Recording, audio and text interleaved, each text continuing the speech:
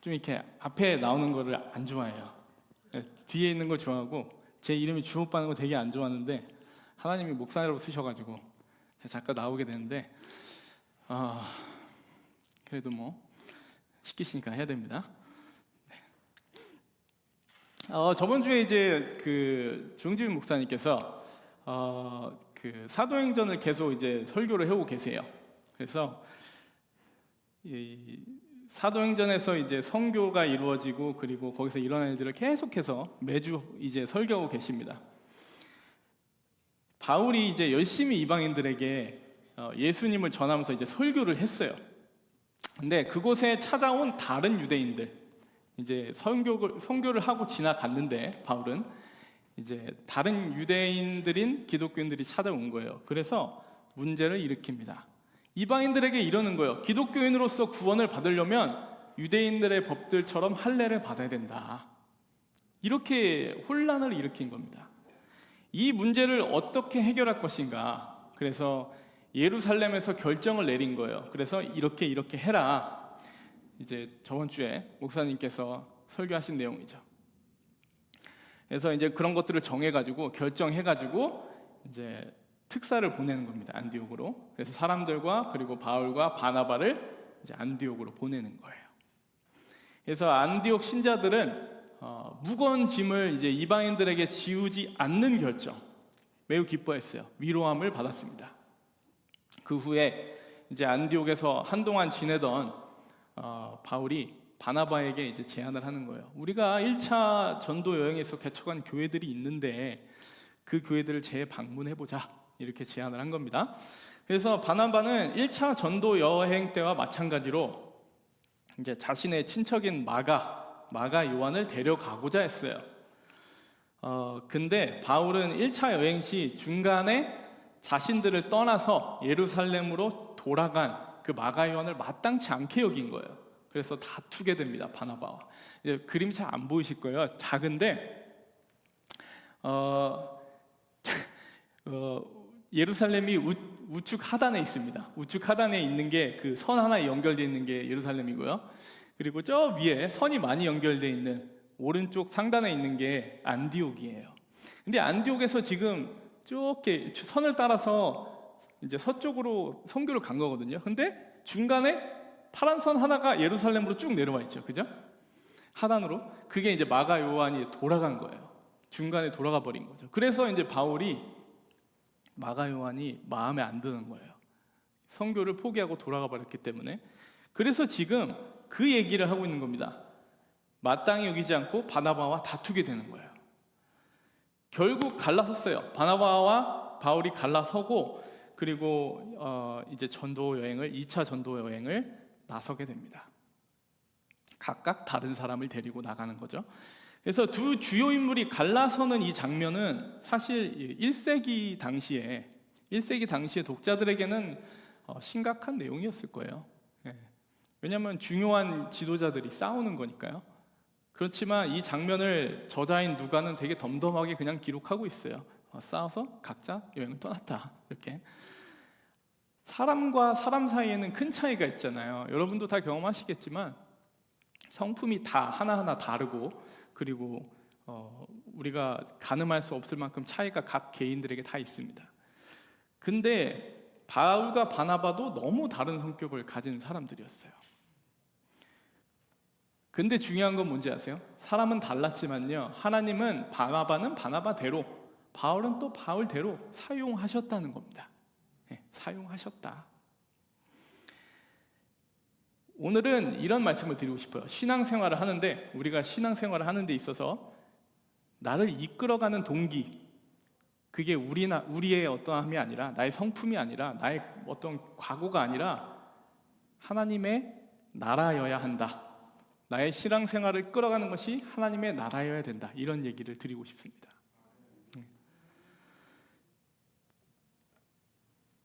우리는 각자 모두 자신에 대한 평가를 가지고 계시죠. 그죠?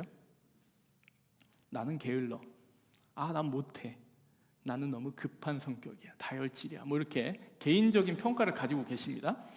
근데 문제는 긍정적인 평가를 잘 안 하세요. 스스로에게는. 그죠? 나는 참 부지런해. 난 참 잘해. 한국 사람들은 잘 이렇게 못하잖아요. 그죠?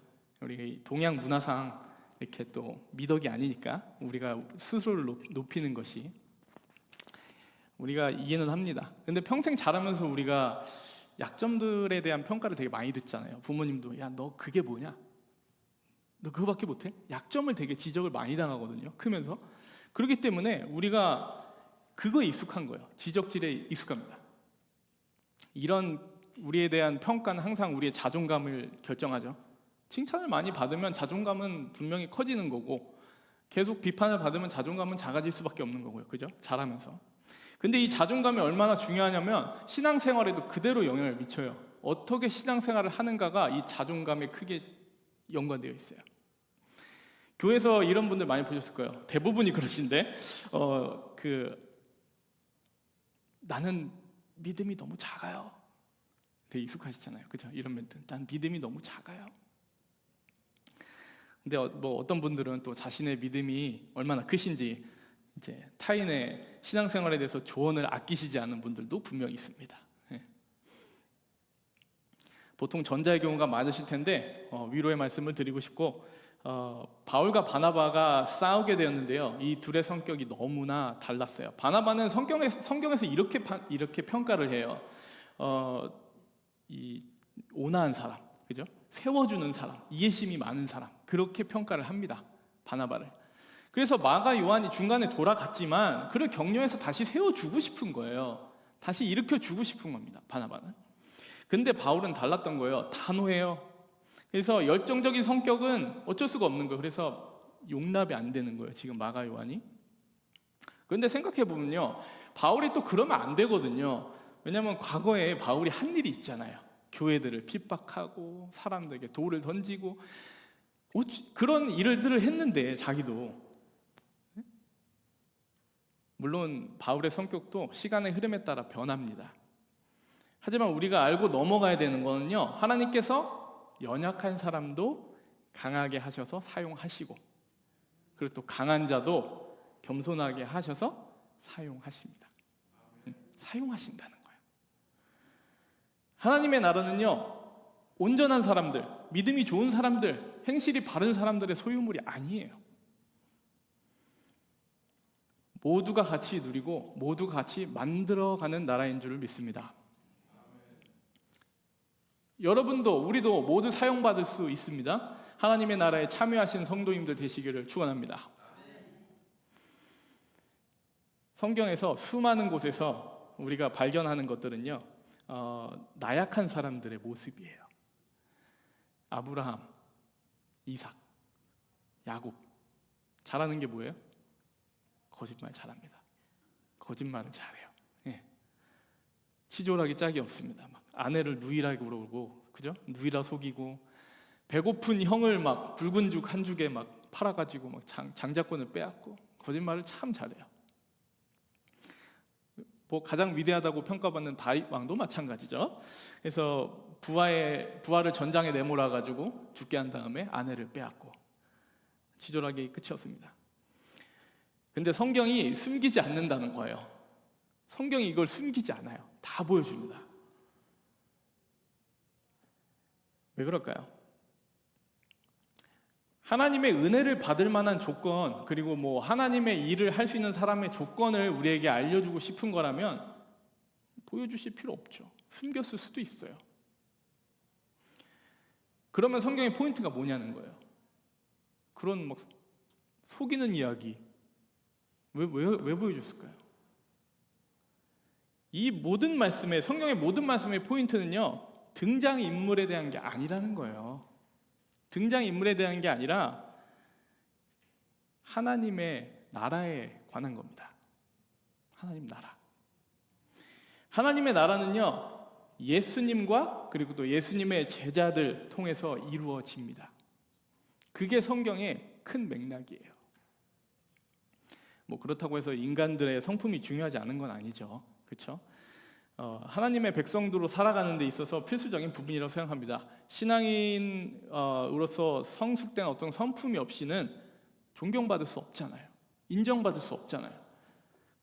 무엇보다 예수님께서 명령하신 본이 되는 일을 할 수 없잖아요. 본이 될 수 없습니다.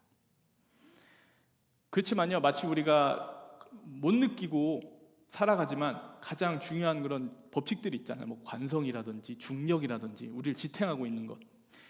이런 관성이나 중력처럼 우리를 지탱하고 우리의 신앙을 궁극적으로 이끌어가는 힘은요, 성품이나 어떤 인성이 아니라 뭐라고요? 하나님의 나라라고요. 하나님의 나라. 우리 모두 연약합니다. 성격이 완벽하지 못해요. 믿음도 이랬다가 저랬다가 합니다. 그런데 바울을 생각해 봅시다. 바울은요, 그래도 뭘 해야 되는지 확실히 알았어요. 그게 포인트예요. 그리스도의 종이요, 어떻게 됐든 난 복음을 전해야 된다. 그거 하나를 놓지 않았다는 거죠. 왜요? 하나님의 나라를 만들어야 돼요. 지금 바울은 놓치지 않았어요. 우리 스스로 정의를 내릴 수 있어야 된다고 봅니다.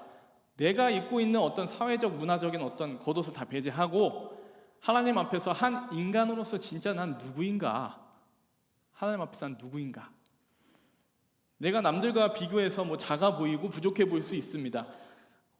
그렇지만 뭐 아무리 뛰어나고 훌륭한 사람이어도 하나님 앞에서는 다 똑같은 나잖아요. 똑같은 나라는 정체성을 가지고 있어요. 하나의 인간일 뿐이에요. 그래서 우리가 확실하게 정의할 필요가 있습니다. 내가 누구인가? 성경에서 우리의 정체성에 대해서 어떻게 말씀하시는지 뭐 딱 들으시면 아실 거예요. 성경에서 우리를 이렇게 얘기해요. 하나님의 자녀다. 그죠? 그리고 하나님의 종이기도 하고요. 그리고 예수님의 친구라고도 하셨습니다. 그리고 예수님의 신부라고도 했습니다. 다양해요. 정체성을 다양하게 정의하셨어요. 왜 다양하게 말씀하셨을까요? 뭐 우리가 종인 것은, 하나님의 종인 것은 우리에게 명령하신 것을 이행해야 함일 것이고, 그죠? 그리고 자녀이며 친구이며 신부인 것은요, 우리가 살아가면서, 삶을 살아가면서 경험하게 되는 어떤 관계들이에요. 관계들, 그죠? 우리를 향한 하나님의 사랑이 너무나도 크신 거예요. 너무나도 크셔서 우리가 아는 모든 종류의 사랑을 덮고도 남는 거예요. 모든 관계에서 느끼는 사랑을 덮고도 남는 사랑인 것입니다. 여러분들은 이렇게 하나님 앞에 사랑받는 자인 줄 믿습니다. 아니구나. 아니구나. 사랑받는 줄 믿습니다. 네. 아멘을 해야 받아먹죠. 네. 이것도 제가 오랜만에 설교를 하니까 제가 이거를 훈련을 시켜야 되는데 조영진 목사님은 또 너무 인자하셔가지고 자꾸 떨어지네 마이크가. 제가 귀가 조금 작아요. 귀가 작아가지고 죄송합니다. 좋습니다. 그러면 하나님이 나를 어떻게든 사랑하시고 사용하신다. 어떻게든 사용하신다. 그러면은 뭐 저희는 그냥 가만히 있으면 되나요?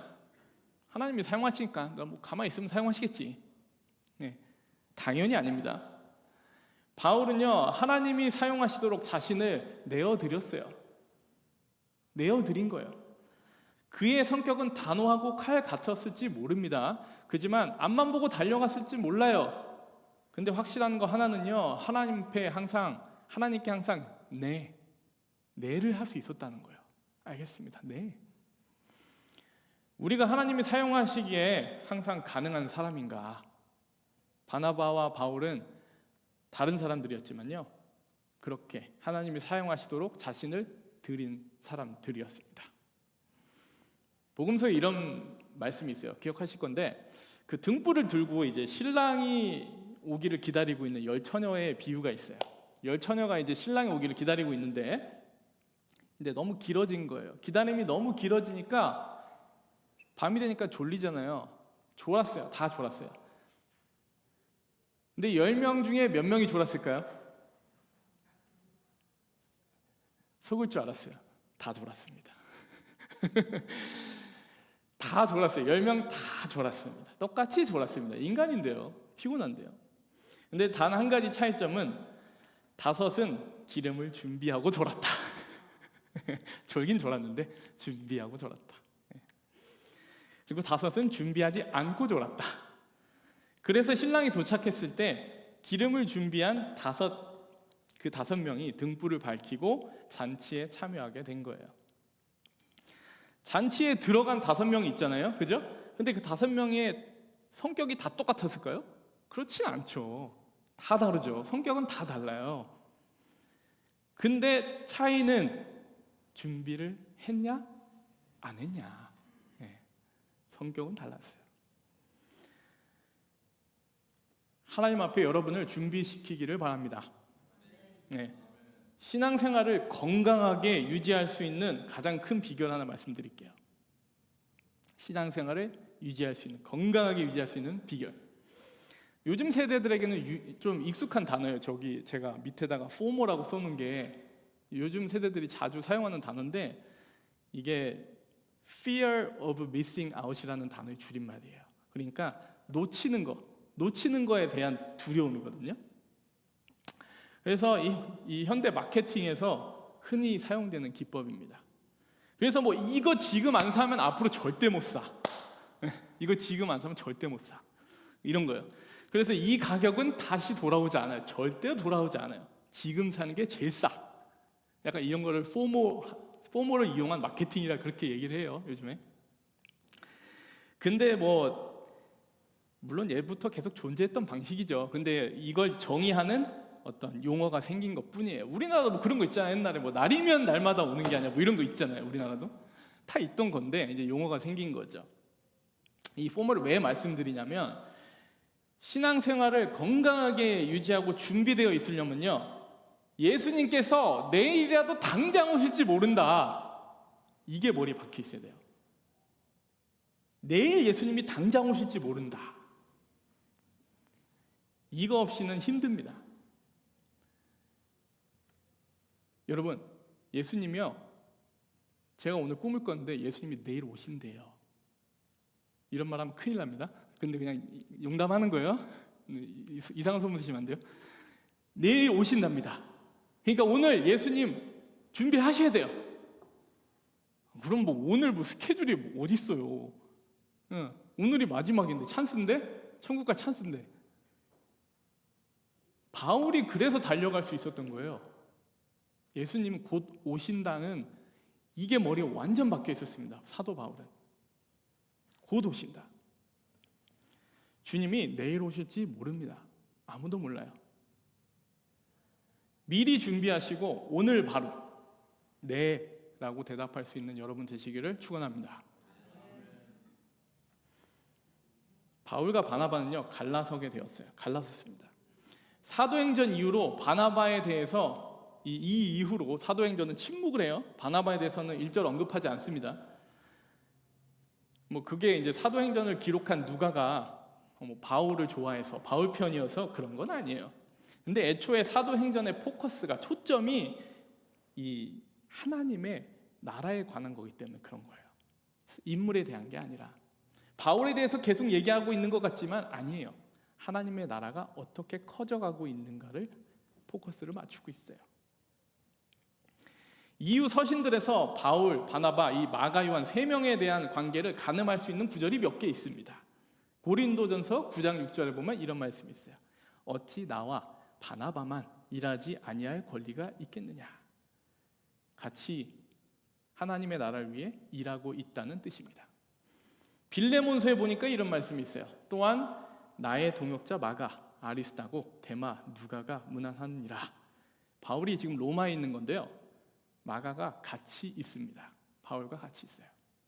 그리고 골로새서에 보니까요, 나와 함께 갇힌 아리스다고와 바나바의 생질 마가와, 이 마가에 대하여 너희가 명을 받았음에 그가 이르거든 영접하라. 마가를 매우 신경 씁니다.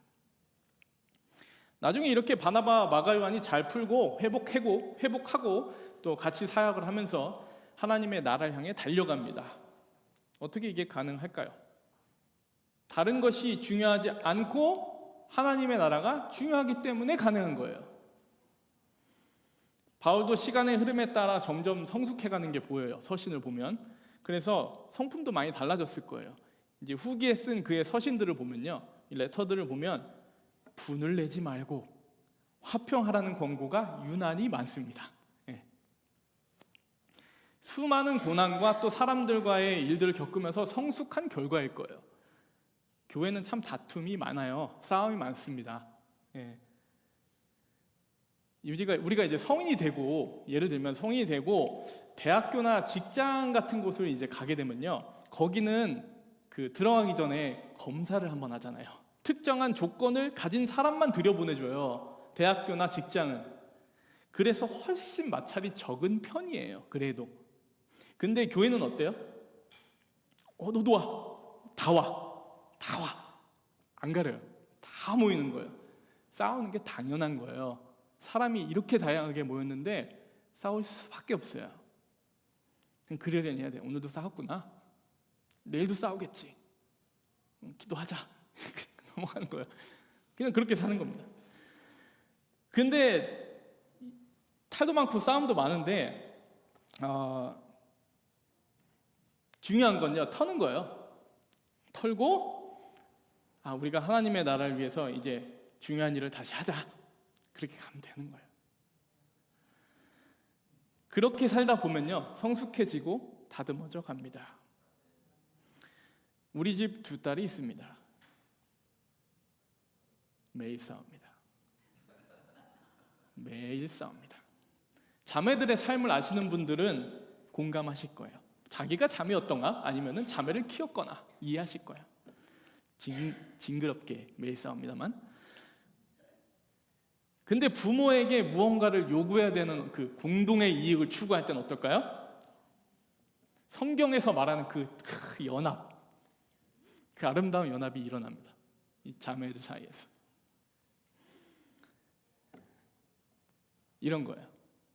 우리가 하나님의 나라를 공동으로 추구할 때 연합이 일어나는 겁니다. 우리의 믿음과 신앙생활이 사소한 것들을 넘어서 하나님의 나라라는 이 큰 틀을 보는 눈을 갖게 되기를 축원합니다. 네, 한마음 한뜻으로 그 나라의 의를 추구하시는 성도님들 되시기를 축원합니다. 예, 우리의 개인의 어떠함을 넘어서 나를 사랑하시는 하나님 앞에 항상 준비되고 또 하나님의 나라를 위해 살아갈 수 있기를 축원합니다. 하나님의 나라는 내가 멈춘다고 해서 멈추는 거 아니에요. 이 나라는 도저히 멈출 수가 없어요. 우리가 계속 전진하고 확장돼 가고 있어요. 오늘 내가 주님을 위해 일을 하지 않는다. 그럼 어떤 일이 일어날까요? 하나님의 나라는 그냥 계속 확장돼요. 내가 안 해도 확장되어 나가요. 예. 근데 그 오늘 확장된 하나님 나라에 내 지분은 없는 거예요. 내가 일을 안 했는데요. 내가 없어도 하나님의 나라는 확장 전진합니다. 가끔 이런 분 계세요. 교회 가면 교회에서 내가 이 교회를 위해서 하는 일이 얼마인데 말이야. 내가 하는 일이 얼마나 많은데 말이야. 나 이제부터 교회 안 나가. 잘 돌아가나 보자. 이 교회 잘 돌아가나 보자. 잘 돌아갑니다. 네, 잘 돌아가요. 잘 돌아가요. 아주 잘 돌아가요. 하나님이 그렇게 물렁하시지 않아요. 좀 걱정돼요. 우리도 저분이 일을 참 많이 하고 계신데 나가면 교회가 이렇게 힘들 것 같은데 어떡하지? 하나님이 채워주십니다. 하나님이 채워주시고 하나님이 세워주시고. 왜요? 하나님 나라잖아요. 다른 나라 아니잖아. 내 기분이 있을 수 있죠. 내 사정이 있을 수 있어요. 근데 그거에 집중하다가 하나님의 나라의 복을 놓치지 마십시오. 하나님 나라에 초점을 맞추고 살아갈 때에 이 관성과 중력 같은 어찌할 수 없는 힘에 맞추어 우리가 맞춰서 살아갈 때 오늘도 확장되고 있는 하나님 나라의 복과 그 증가를 우리가 지분을 차지할 수 있다는 거예요. 나에게 집중하지 말고요. 갇히지 말고 크신 하나님과 또 그분의 나라와 함께 확장 전진하시는 성도님들 되시기를 축원합니다. 결론의 말씀 드리겠습니다.